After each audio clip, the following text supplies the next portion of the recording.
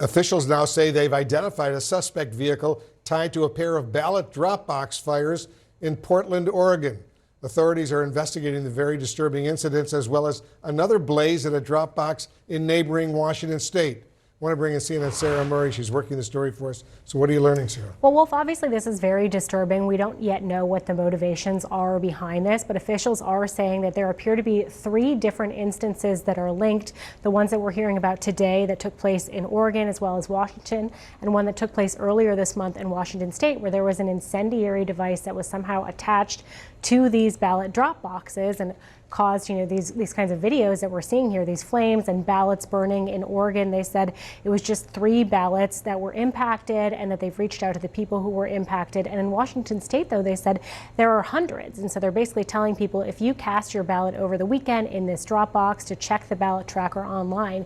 These are both states that conduct their elections predominantly by mail. And of course, in Washington, we have seen this very hotly contested congressional race. And Congresswoman Marie Gluesenkamp-Perez put out a statement. She's one of the candidates, of course, in this hotly contested race, saying, "I'm requesting an overnight law enforcement presence be posted at all ballot drop boxes in Clark County through Election Day.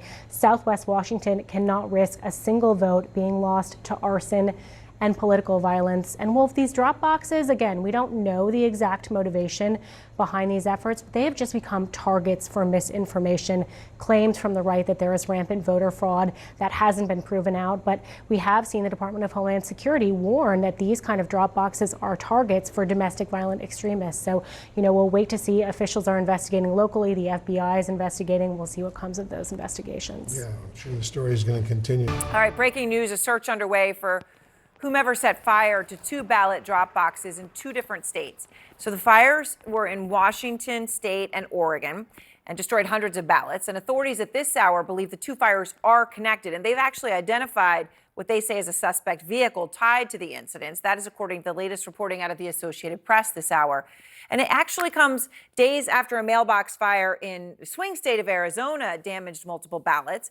Tonight, the FBI and the DHS are warning of, quote, domestic violent extremists who want to terrorize the voting process, with election workers being potential targets. Out front now, Pennsylvania's Republican Secretary of State, Al Schmidt.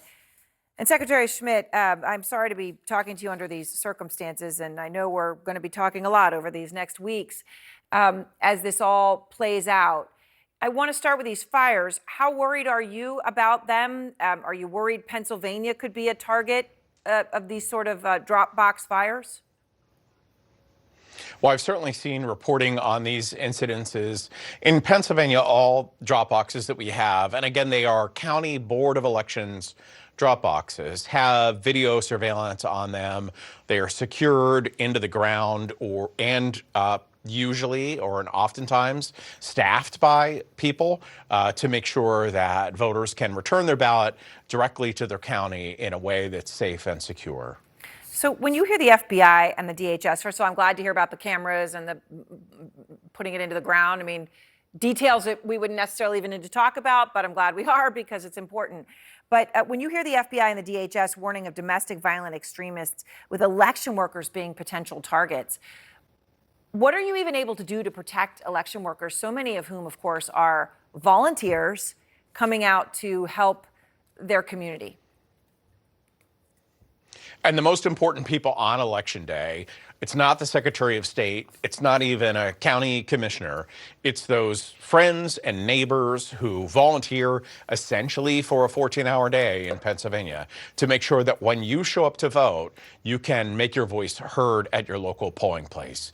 The Shapiro administration last year set up an election threat task force so that we have clear lines of communication with federal, state, and local partners in law enforcement and election administration to make sure that if any of this ugliness returns that we saw in 2020, everyone knows what everyone else's role is, and we can make sure that if there's any threats targeting our voters or our poll workers or our polling places or our county election staff, that we'll be prepared. So, Secretary, in Pennsylvania, in Lancaster County, officials there say they stopped suspected fraud in as many as 2,500 voter registration forms. That's some of these margins of victory in many states last time. I mean, this could be everything. Those applications had showed inaccurate addresses, mismatched signatures, several forms with the same handwriting. And they say this was what they call a large-scale canvassing operation. That's what was responsible. What more can you tell me about that? Well, I'm eager to hear the full report from the county. They reached out to us right away. We provided guidance to them for how to handle this sort of situation. It was that they received a significant number of registrations as a group, and some number of them they believe to not be legitimate. So at the end of that investigation, we'll hear from them the degree to which they have found evidence of voter registration fraud. I just want to be clear, voter registration fraud is separate from voter fraud. And while the two can intersect, when you apply to register to vote in Pennsylvania, you're providing a driver's license number or you're providing a social security number. So when someone files a fraudulent voter registration application and it's not legit, it's easy to identify and flag. All right. So then, do you feel that you know the full extent of this? Is it in other counties? I mean, do you feel like you have a sense of how big it is? It's really at the county level, and I'm confident that the county will report out to the Pennsylvania Department of State and everyone else the extent to which they have found evidence of this at all. All right. So I want to ask you about Elon Musk. You know, he's being sued now by the district attorney in Philadelphia over that $1 million a day giveaway that he's giving to registered voters in swing states like yours. They say that it's an unlawful lottery. They want it shut down. Do you think Elon Musk has broken the law, Secretary?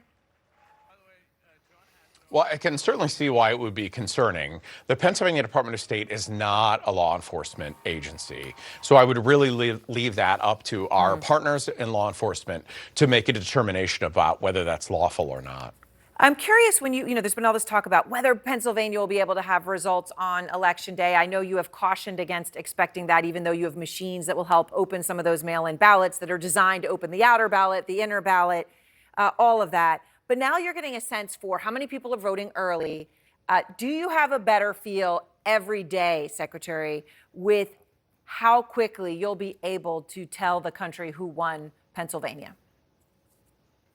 Well, Erin, every election, whether you have mail ballot voting or not, always comes down to how close an election is before you know who won and who lost.